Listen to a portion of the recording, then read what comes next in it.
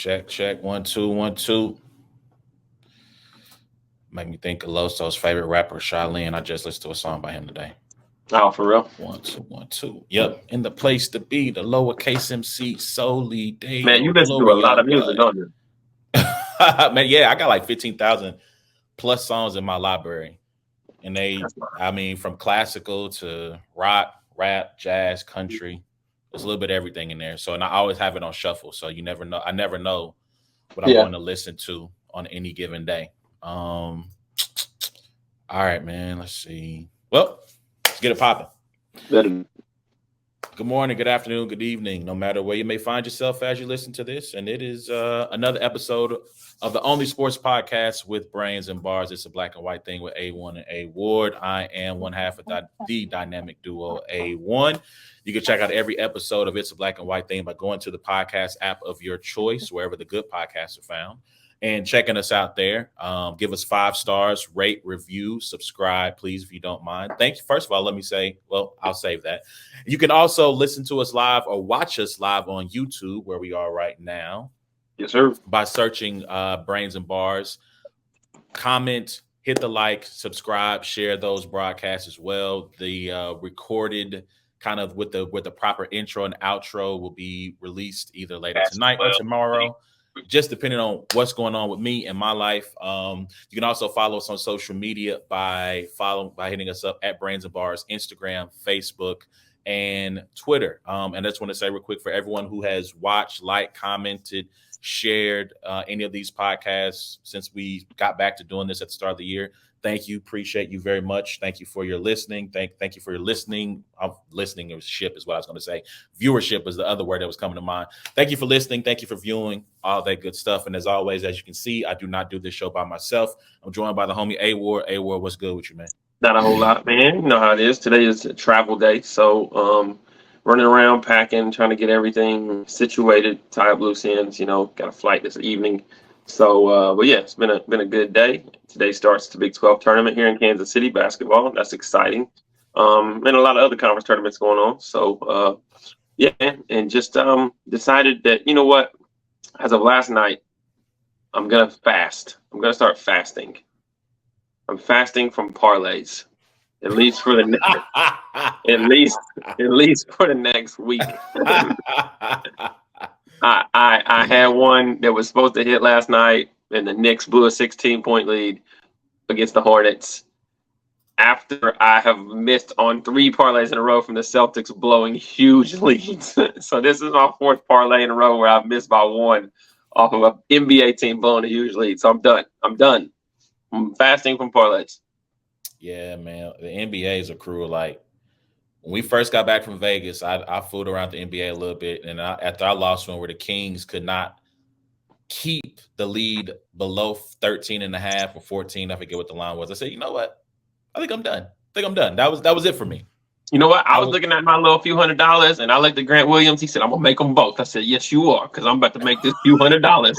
And then Grant Williams said, you know what? I appreciate your, fanaticism for the University of Tennessee and the fact that I bought his NBA Finals jersey, and so what did he do? He did not pay me back. He did not. Hey, Grant, you know how you can pay us back, man? You can come on the show for about 15 minutes. That's how you can pay us back. Yeah, I'm going to clip this up and send it to Grant and say, you cost my man his parlay. Come on the show to make it up for him. Biggest Tennessee fan in the world. Bought your NBA Finals jersey. Hey, listen. No. He really might be the biggest Tennessee fan. Grant, listen, you said you was going to make them both. And I looked at my parlays and said, I'm going to make them both. And then what happened? I didn't make either one of them. So come on, bro. Hilarious, man. Actually, I will be in the building tomorrow to watch the nightcap games for the Big 12 tournament. So excited to watch that. Don't know exactly who's going to match up because, teams who win the night want to play the teams who have bye. So good luck to those. And I'll be excited to be in attendance to watch that, man. So the good thing about that, though, is the Big 10 or the Big 12 has been great all year. So it's really like you're really not watching bottom feed basketball, Yeah. Definitely excited to see who tips off, especially that I think the nightcap starts at 6. So definitely excited to see who'll be up in that first slot. So like you said, it's going to be a dope game either way, because even like the lower seed teams like can bite you in the Big Yeah. 12 this year. So I'm people probably going to say Big Ten's best basketball conference. Out for my money, it'll probably be Big 12. Every year, and by the end of the first weekend, 9 of them are at home. This Yeah. happens every year. They get overrated. They get overhyped. They're both of those things. I normally try to put a distinction between overhyped and overrated. They are both overrated, overhyped, and they're going to be exposed once again in the tournament. You'll be maybe 9 of them will get in, 2 of them make it to the Sweet 16, and we'll be going another underwhelming season for the Big Ten. We'll be saying it again. So we'll see, man. But let's get into this show, man. We got a couple of hot topics. We only have about maybe 40 minutes because I'm busy, you're busy, but I wanted to get this show in without. I didn't want to miss a week. The goal for 2023 is consistency. Yeah. Trying to be more consistent. And so I might even jump back on here maybe Friday or Saturday if to hit some topics we didn't get a chance to touch on. So we want to start in the world of battle rap first, right? So shout out to Remy Ma, shout out to Chrome 23, Easy to Block Captain, shout out to Hitman Holla, all of those parties. Easy to Block Captain and Hitman Holla drops tonight, I believe at 7 Central, 8 Eastern on Chrome 23's YouTube. And there's been a huge discussion in battle rap in the culture this week about YouTube drops versus URLTV's app, right? Like I listened to Verb talk about it, about how the URL artists are locked into this app. They're behind a paywall. You cannot see them without having the app and paying for it. And that YouTube is where it's not necessarily that artists are able to make money off of YouTube per se, but they are able to be seen by a wider audience, right? Because it's YouTube. YouTube's a free platform. You can go to URLTV's app, or even if you are into battle rap, right, your algorithm starts to put that towards the forefront and you see more and more battles. So Easy, he's, again, shout out to the interview he's done with Black Compass, shout out to the interview he did with 3 Letterman, where he discussed various things about his career, but he has made mention of, I want YouTube drops. Jazz the Rapper comes out and says, at the Chrome 23 event, a young lady says to her, yo, when are you going to battle again? And she's like, what do you mean I've been battling? So from your standpoint, like, how do you look at that URL app versus YouTube? You obviously mentioned it in the battle with Vixen, right? You mentioned you eat off the app, I eat off the entree. So from your standpoint, how do you view that discussion that's been going on this week of YouTube drops? How crucial are they versus other forms of entertainment that have battle rap that drop on apps? Because iBattle also has an app. Now they drop on YouTube as well, but just your take on that from that standpoint. Yeah, I mean, not to toot my own horn or anything, but you didn't have to listen to Averb, and you didn't have to listen to Easy and a lot of these people. You could have just listened to me 2 years ago.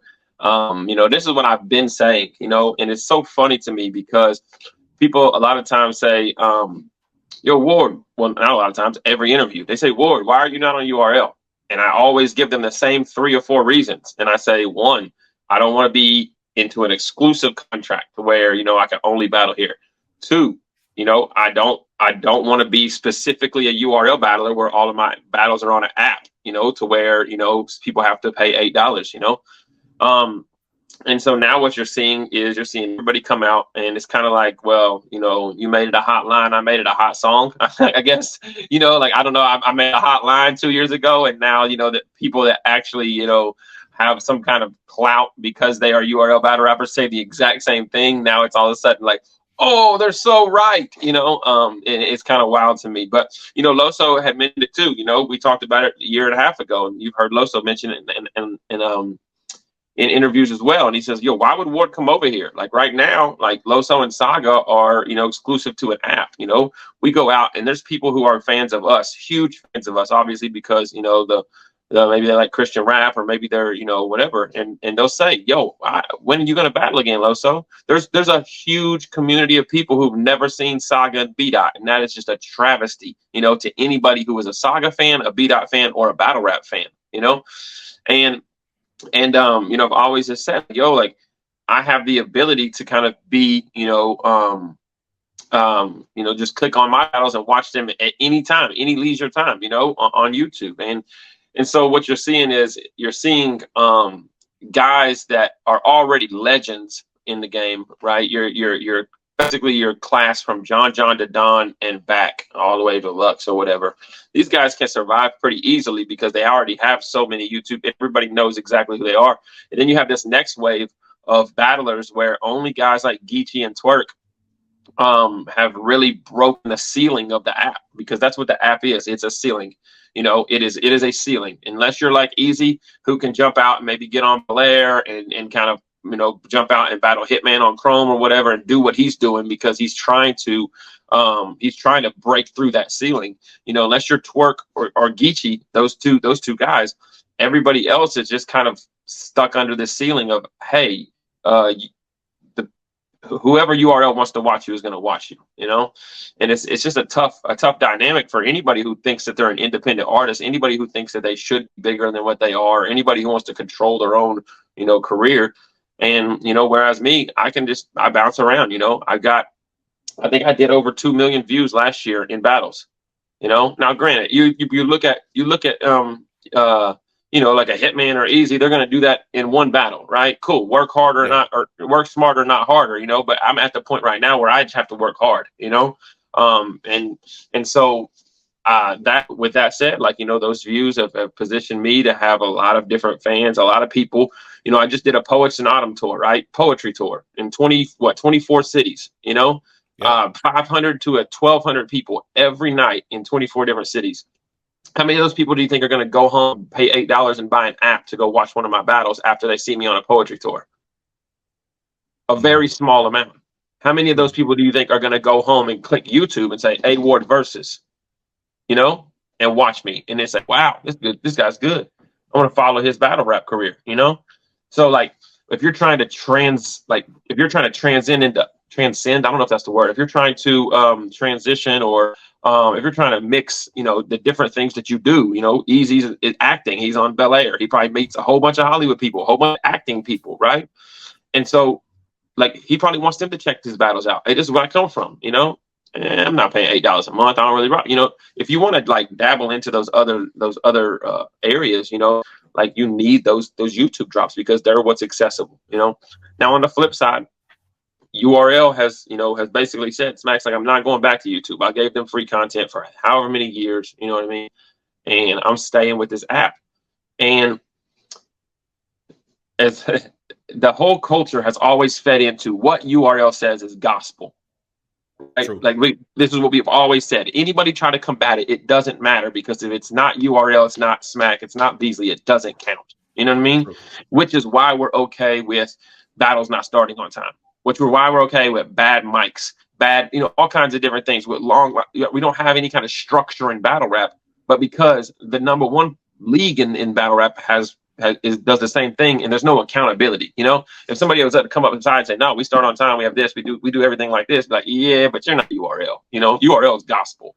So at the end of the day, like, until there's any kind of accountability taken on like the fan side, that has already been kind of manipulated into that, if it's not what Smack, Beasley, and URL says, it's not profitable for battle. Until there's any accountability, then I don't know what you guys want. They're going to continue to run their app.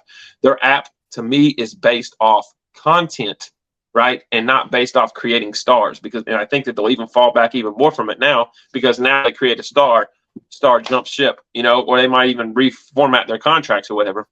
Now it's just going to strictly be based on content, which is why you don't see grudge matches, which is why you see just plug and play matches, and which is why you see over 200 URL battles last year, that they're going to go on the app, because it's content driven. It's $8 a month. I got to get content out, so that I can get paid, so that they can, run their company. And they obviously run it very, very well. I'm sure that they do very, very well, but I don't think it is for the artist. I don't think the app is for the artist or for the battler. So I don't think it's driven that way. So shout out to Mr. Jukebox. He dropped a couple of comments. He says, Jazz battled Shice Raw, dropped on YouTube. Shout out to Battle Academy. Lead us where that battle took place. and that means the fans didn't see that one either.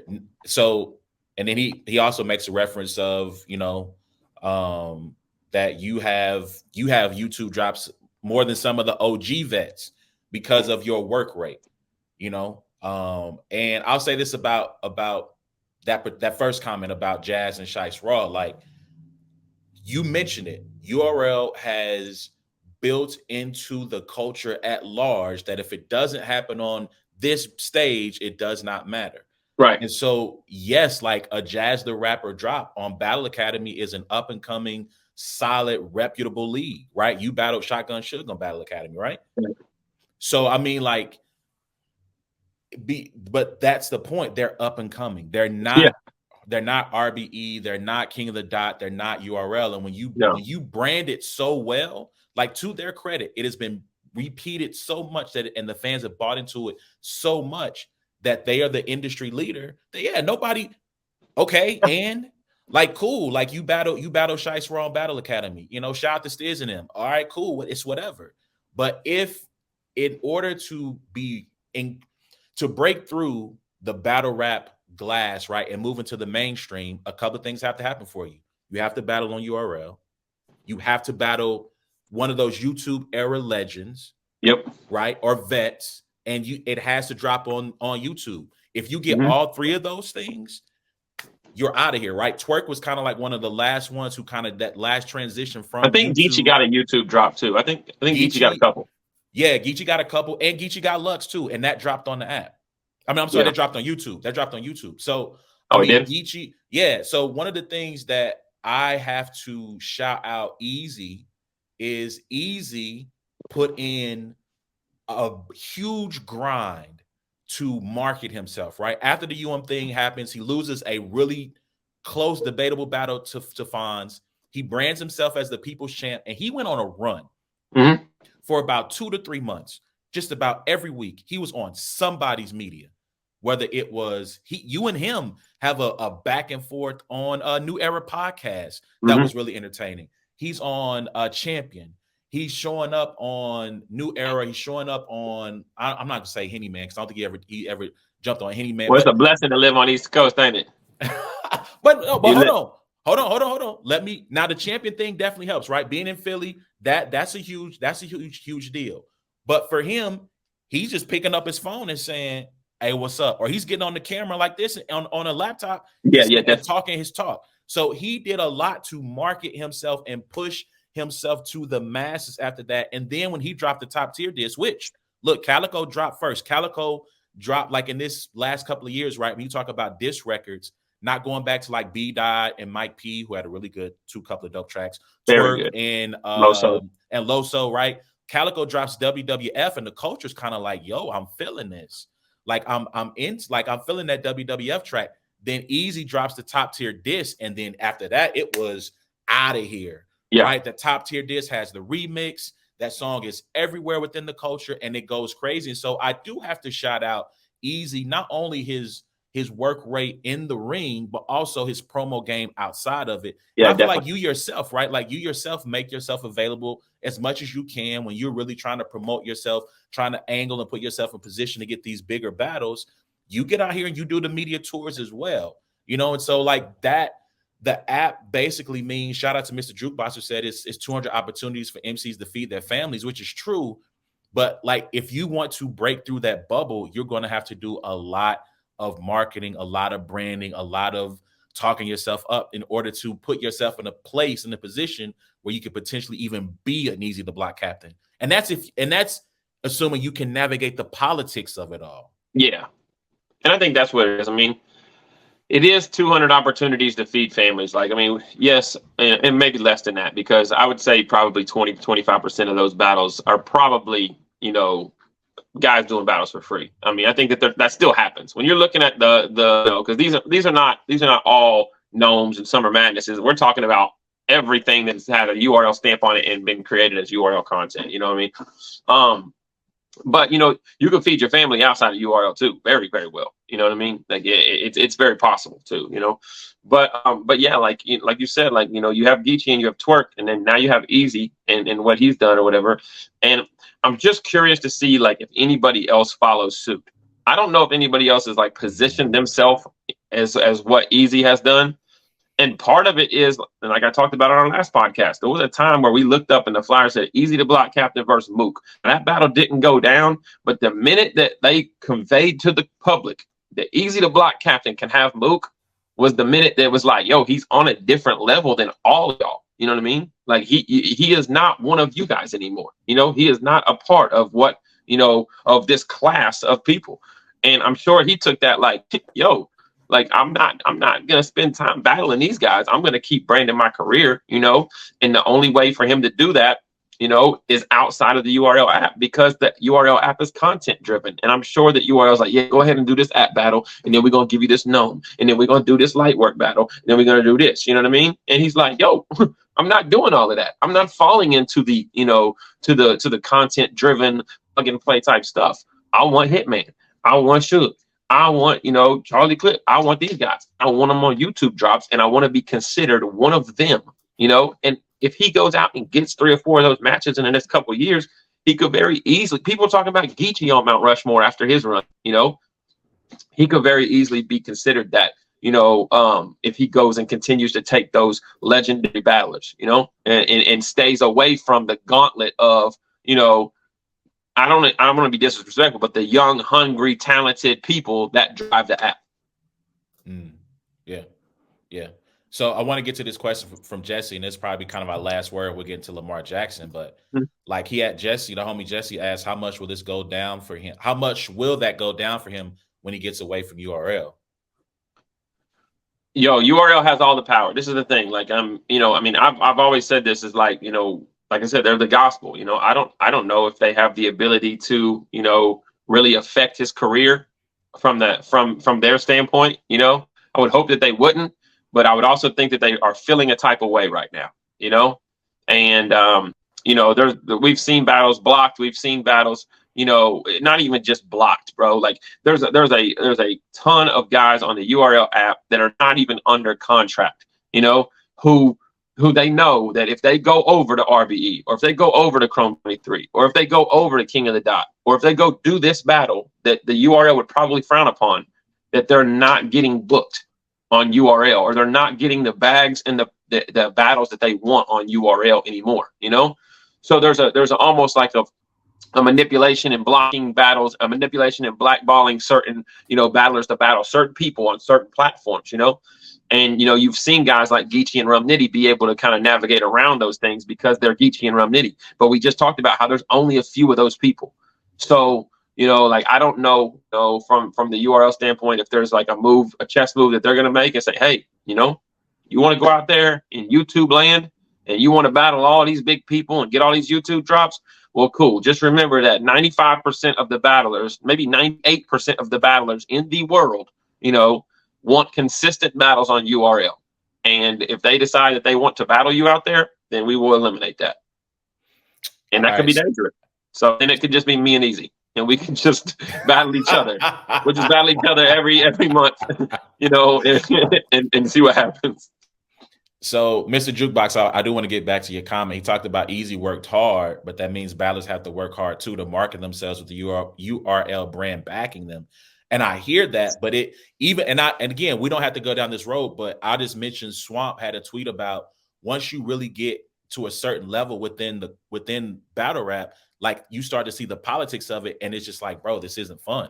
Like it makes you not want to do it. And that's not the first time I've heard him mention something to that effect. Like, if there's a reason why battlers retire several times, like this is literally the world of Aaron Rodgers and Brett Favre a million times over, because things get to a certain point where it's not fun. It's not for you guys, right? Like I can't speak it from that standpoint because I'm not a battler, obviously. Mm-hmm. But like, I mean, granted, been in these rooms with you when you listen to these guys talk, and they talk about the politics of it all and how not just URL. Like I don't want to put this all on them as if they're the only ones, but even within other leagues, like the politics that happen between the league and the battler and how things just get to be, you know, it's not fun. It's not cool. Like, right. And so again, I want to get to this last question. Shout out to the homie Lauren Smith.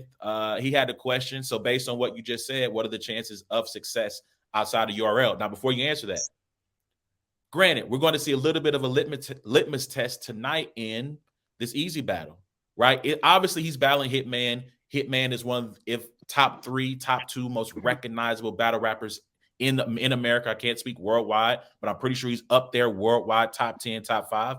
So this battle is going to reach 1 million views. Just how quickly? And I think how quickly it gets to 1 million will also determine how people, the narrative, if you will, on Easy and his marketability, because of course it's Hitman. It's going to make 1 million, just how fast? But your thoughts on that question? The question is twofold, how success outside of URL. One, like me, I've never been on URL. The success outside of URL from a battler who has never been on URL, I would say very, very slim. Very slim. I don't tell people to take the route that I took. You know what I mean? I don't say this is the smartest thing. The smartest thing for Easy the Block Captain was to go to URL and do, Ultimate Madness and the exact route that he did. That was the smartest thing for Easy. My route doesn't work. But to go to URL, be established, to already have that stamp on you, so that you have all of these people, there's a huge group of battle rap fans that, regardless of how good I am, will always say, well, he hasn't done it over here. You know what I mean? They can't say that about Easy. He's already quote unquote dominated the URL. I don't know if I would say dominated, but he's on a crazy run. You know what I mean? He's battled, top tiers. He went through Ultimate Madness. He's got battles with guys like Danny Myers, who's bar god, hard to beat. He's got guys, Vets, Averb, Cortez, Goods. Like he's arguably hasn't lost a battle. So the success rate is really, about how you transition outside of URL. And I think right now is what we really have to look at is like, this is not I don't think this is a, hey man, it was great having you, hope you do well situation. This to me is a fractured relationship, from the outside looking in, Yeah. So now, whenever he battles, it just kind of depends on the route he takes. And then, granted, all the other leagues can't wait to book a URL star consistently on their league, so he's going to have plenty plates available to him on RBE, Chrome 23, and some of these other leagues. But it's definitely case by case. There's not really a hey, you can succeed outside of URL. It's really case by case. I'm a different case. He's a completely different case, and yeah, everybody's kind of different, man. Some guys, they're going to stay there. They're going to stay, faithful and loyal to, Smack and Bees, who have put money in their pockets for years and years and years, and they're just going to have that ceiling on the app, and that's just what they're going to have to make a decision. Hey, is the money, the consistency, the fact that I can battle once a month, I can make, however much money, and I can feed my family worth, me not, me being on an app, so I don't know. We'll see. Some people like it, some people don't. But you know what? I'll tell you this much. It's probably money driven. It's probably, it's probably a little bit of like loyalty driven, but a lot of it's money driven. And if any battlers can find a way to have streams of income outside of URL to where they're only battling because they love it and they're only battling to increase their stature or whatever, then I think you'll see more of them jump outside of the app. But if it's like, guys that want to be full-time battle rappers and need plates and stuff like that, they're definitely going to stay. Absolutely. Absolutely. And look, man, like as someone who's been as close as I am to you and a part of those conversations, I think the URL, for all intents, unless something drastic happens, they're always going to be the top rated battle rap league around. It's always going to matter more to the culture if you battle on that brand. And I mean, Mr. Jukebox says Easy is a product of URL. True. But the longer he is away from that brand and he's on other platforms, he gets to be more into, and I'm going to use this as an example. I'm going to use DNA, right? DNA is a guy who's battled on all different various platforms. And while you think of him as a URL battler, there's probably a segment of them who just sees him as DNA, a battle rapper, not attached to a particular brand.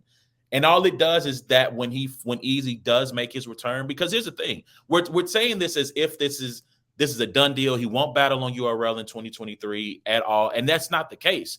Not at all. You can easily negotiate with URL to say, if you want me on this brand, I just need YouTube drops. You can still drop it on the app. You can still do that. I just need a YouTube drop at some point within X amount of time. This could all just be a negotiating strategy ploy for him. Yeah. So again, so it's not as if he's done with him. We're kind of, the culture is kind of taking it in that direction of, oh, he's out of there, right? He's done. But I don't necessarily think that's the case. Last comment, we're gonna get to Lamar Jackson, and I'll share a quick story on this. So this is from Teak Raw, says 3 people I know used to watch battle rap. They watch Budden's podcast. They're asking me who is easy.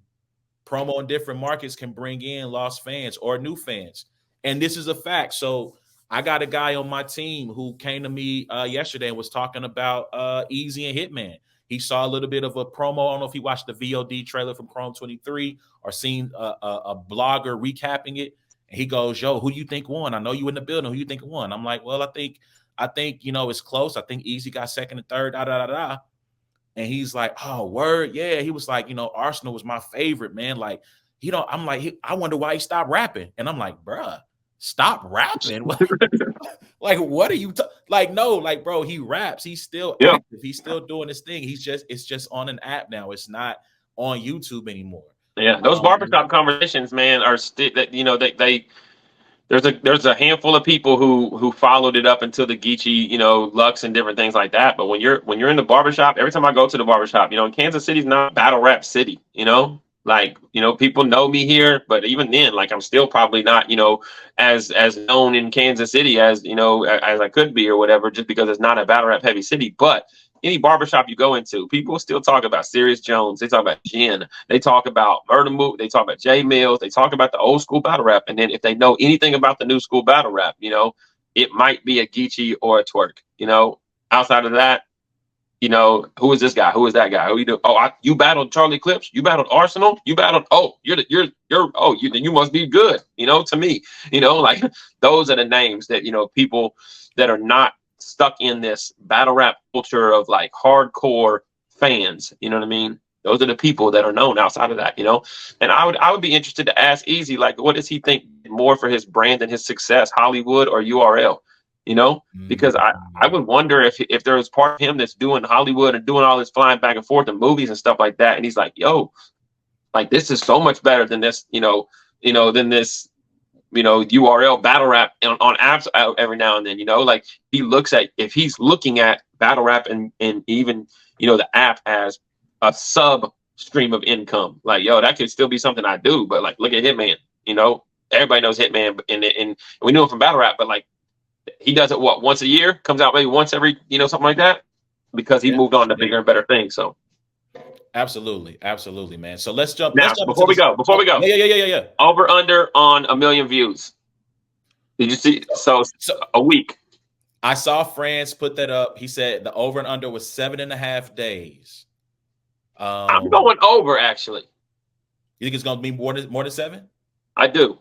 I'm interested to see with it being on the Chrome 23 channel. I think they have 40,000 subscribers. I know Hitman and Easy are both going to promote heavy, but I am interested to see, how it'll work.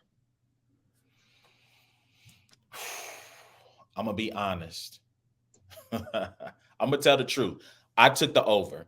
When I looked at the vote, I took the over. I think the under was winning. It was. But I think that the allure of Hitman, right, being who he is, it's going to probably do it. I think, Tika Raw, sorry, I'm old and I have glasses. Tika Raw, not Tika Raw. He said 6 days if promo right. Hitman has said the hate's gonna look different on camera, right? He repeated that a lot in that second and third round. So we're going to get a chance. I think my thing is, like, his last couple that have been on YouTube have been Calico and Cassidy. You know what I mean? That's true. And I mean, obviously, him and Cassidy, 1 million views. You know what I mean? That was going to happen easy. And Calico is another guy that's known. So it's like, I don't remember how long it took him and Calico to get to 1 million, but I think it'll take him and Easy probably double that. But all right, we can get to sports though, because we got about 20 minutes. So actually, we got less than that. Real quick. Hold on, let me see. I'm good till 12:58. I just got a work meeting at 1, so I'm just gonna jump off this and jump on it. I'm sitting right here, so. Okay. So hold on, let me look up this Hitman, John, real quick. Calico versus Hitman. did 2.3 million. It's at 2.3 million right now. Yeah. And I don't know. Like, I think Easy has done, because of his versatility, because he is, now granted, he's not known by everybody. I think his appearances on Budden's podcast, I think his work on Bel Air. I think the fact that it's Hitman, and look, I stared at that poll for about a good 2 to 3 minutes and like pondered like before I made a decision. So we just left New York, so I'm not pausing things. I'm not pausing things, but you know. Hey, listen, hold on. Let me get a rant off real quick. I'm done with pause culture. Man, I'm 40 years old, man. You know what we talking about out here. You know I'm not into that type of time. I'm not pausing nothing no more. Y'all can pause if you want to. I'm good. I'm keeping my life going. All right, tell us more about the poll. Come on. Yes, I stared at the poll for about 3 to 4 minutes trying to figure out what option to choose between the over and the under. And so, like, you know, I took the over, but I think I might go 6. I think if it can get to 300, if within the first 24, if it can get to about 300,000, I think he's in a good place. Okay, cool. Good stuff. The first 24. Mr. Jukebox asked, do you think Chrome 23 will surpass RBE as a second league? I think it takes another year or two of consistency. Absolutely not. Absolutely not. Like, listen, I think there's something to be said for branding, and a shout out to Remy Ma. I do think that it depends on what her vision is. I'll put it to you that way. If she came into the game as a woman who's trying to censor female battle rap and trying to do more to promote and push the ladies, if that will continue to be the lane that she stays in, then no. Then no. If she's going to be able to book, now look, if her first 3 main events for male battle rap is Easy Clips, Easy Arsenal, Easy Suge, Easy Mook, I don't think Suge's coming outside for not on Chrome. I think he's going to want to do that on A Ward, A Verb, A Ward Hollow. I'm just saying, like, if she gonna start booking them kind of matches, she's still not gonna surpass RBE, but they're gonna be obviously in your rearview mirror closer than they appear. Because you know what happens when you see something in the rear view, right? Hey, I set that up. That was an easy oop right there. But yeah, like I don't know. It just depends. Like, it depends on what RBE does. I think, you know, ARP had a blog. He was talking heavy at URL, and he telling Mook, "What's up? Like, you tell me the time, the date. I got the bread for you. You know what I'm saying? Like, ARP, if you let me hold a little something, you know what I mean? Right. It seemed like you got the bag. That's all I'm saying. But not like it. I don't think so, because I think RBE's been around too long for Remy to jump past them that quickly. You would need, like I said, a bunch of top tier matchups, a bunch of really recognizable names to step outside some of those YouTube era. I think it's a little beyond the matchups. I think that it's like, if she's continuing to partner with Joe Budden podcast, Revolt, and she's putting together events, and she's got like these celebrities and everybody coming out and backing out places in New York, I think that, you know, within a year or two of consistency of booking main events and, like, you know, whatever, I really think that she could be up there, you know. Okay. All right. Well, that's something to see. Something to see. And obviously, like I said, RBE is going to play a role in that. How many times are they going to have events? What are their events going to be looking like? What are their main events? So she's definitely, with this event, I think the reception, the pay-per-view issues aside, I think that event has been, more from what I've seen, very well received. It's been very well received. And so she continues to put on dope events. She's definitely going to be in the battle rap consciousness. So we'll say that. From Yep. So let's take a Tika Roll. My bad, bro. I keep messing your name up. Although you messed up the Commander's name. That's all right. That's all right. That's all right. The Vanderbilt Commodores and the Washington Commanders are basically the bottom of their respective football situations. So we're good. So Lamar Jackson, man, you know, the Baltimore Ravens could not work out a long-term deal with him. In a little bit of a twist, they slapped him with not literally, people, but they tagged him with a non-exclusive franchise tender. So what that means is that he can go out and try to negotiate with other teams. He can try to go out and negotiate with other teams. If someone wants to sign him, they can. The Ravens have the right to match that offer that he gets, or the team that signs him would have to surrender 2 first-round draft picks. And so I'll just get your thoughts first when you saw that news come through and what you think that means for Lamar and his future with the Ravens. He's gone. That's what I think it means. I definitely think there's enough desperate, franchises out there. Now, granted, like he has to meet with them and want to play there, right? Right. So I mean, like he has the ability to go out and talk to these teams. Like he can negotiate with them. Right? Yeah, so I mean, I think somebody's going to throw a lot of money at him. I mean, somebody's going to throw a lot of money at him, and they're going to give him guaranteed money. They're desperate. People are desperate for quarterbacks, man. Well, there's a plot twist in this story. So within the first hour of this news becoming available, the Falcons said we're out. Falcons said they're out. Panthers said they're out. Dolphins said they're out. Raiders said they're out. The Commodores. It's like the Commodores. Yes. Yeah. Like so you're valued at $6 billion, and all I'm seeing is 12 games a year. So I'm out.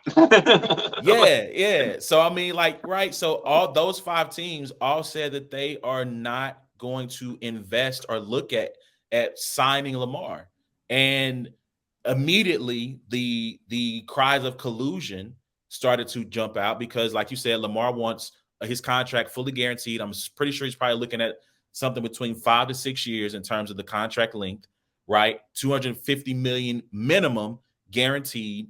And the idea is that all these teams, because of what the Browns did with Deshaun Watson and giving him a fully guaranteed contract, that is on record as the owners were highly upset. I forget the name of the cat from Tennessee who Bill Haslam, Flying J. Haslam, Jimmy. Yeah, Jimmy Haslam. Jimmy Haslam. That were highly upset at him for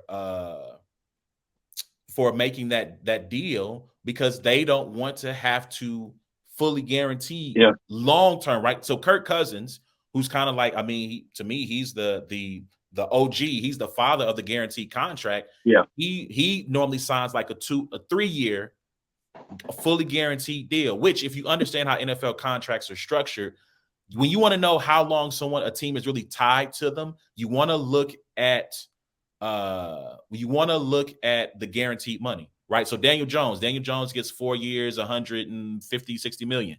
But the guarantees are over the next 2 years, he gets 82 million. So basically, when you read that contract, and then after the second year, if he's still mediocre, if Saquon is still carrying him, then he can be the cap will probably be set up in a way where they I can don't get like how you said that, but I'm gonna let it ride. I don't like how you said that, but I'm Saquon burying him. Daniel Jones is above average quarterback, but keep going. We ain't got time for that. Let's stop for a second. Let's put a pin in that and pause for a second. Who's more important to the success of the New York Giants, Saquon Barkley or Daniel Jones? Long term or short term? Based on how they performed last year. Based on their performance short term, Saquon Barkley, but running backs are running backs. That's not true. Saquon's not just a running back. He had one good year and he came back from.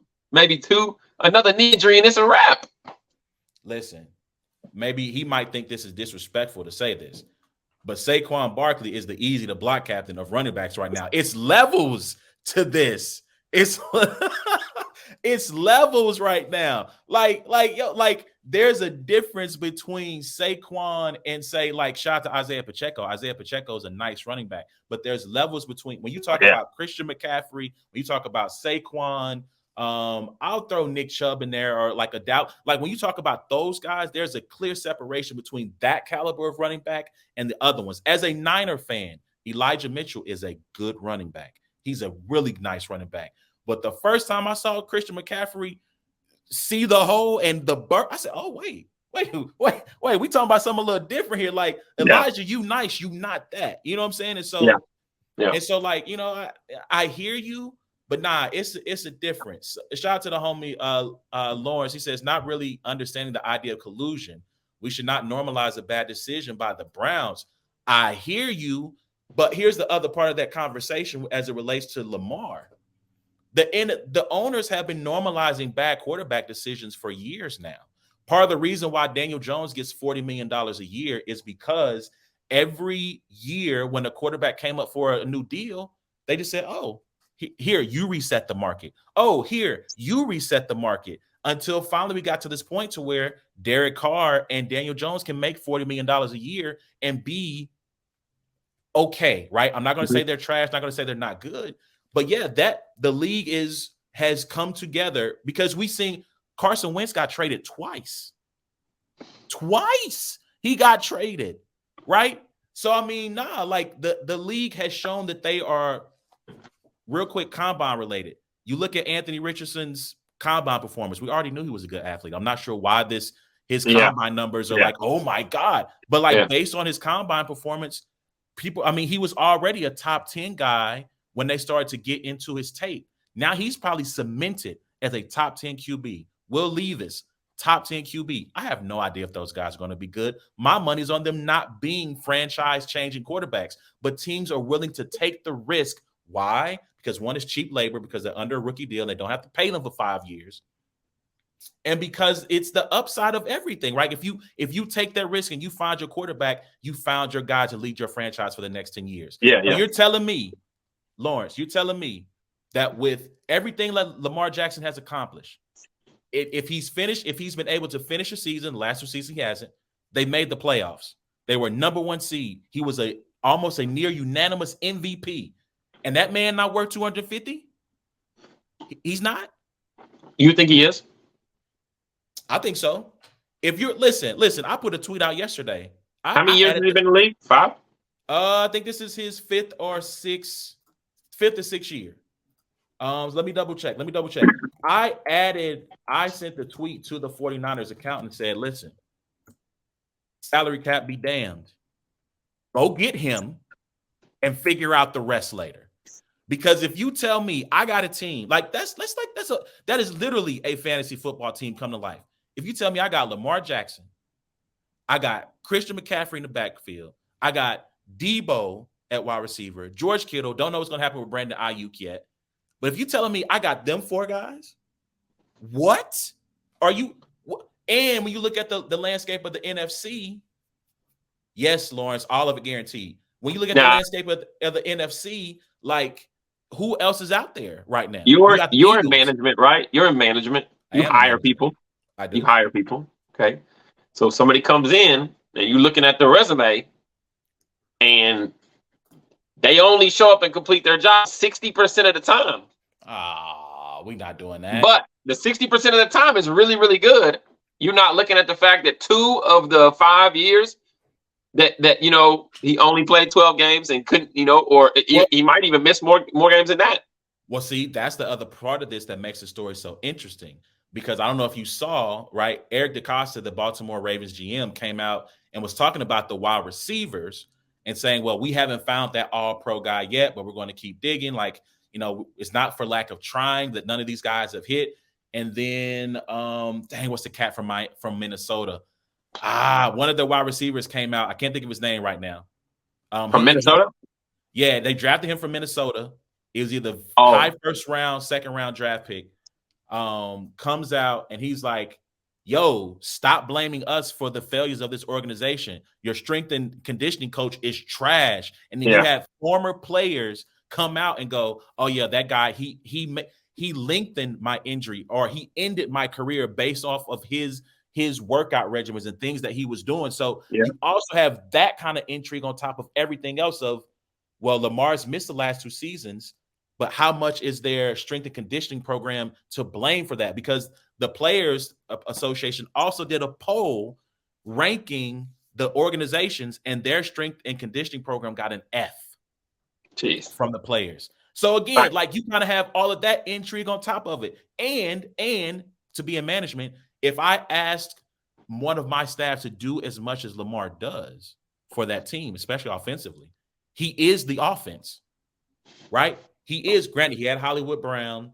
He's got Gus Edwards. What are you talking? No, just kidding. That's what I'm saying. Like that's what I'm saying. Like that. Mark Andrews, though, top 5 tight end.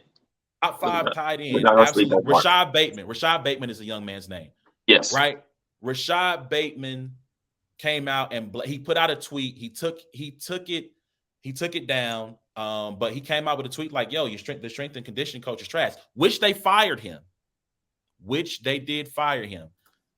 Lawrence says, doesn't guarantee money have to be in escrow. That's the other part of it. So this story has layers, right? The money does have to be in escrow, and that is something that the owners are not reluctant to do. As a matter of fact, part of the reason why the Raiders are out on Lamar Jackson is because they can't afford. They're broke.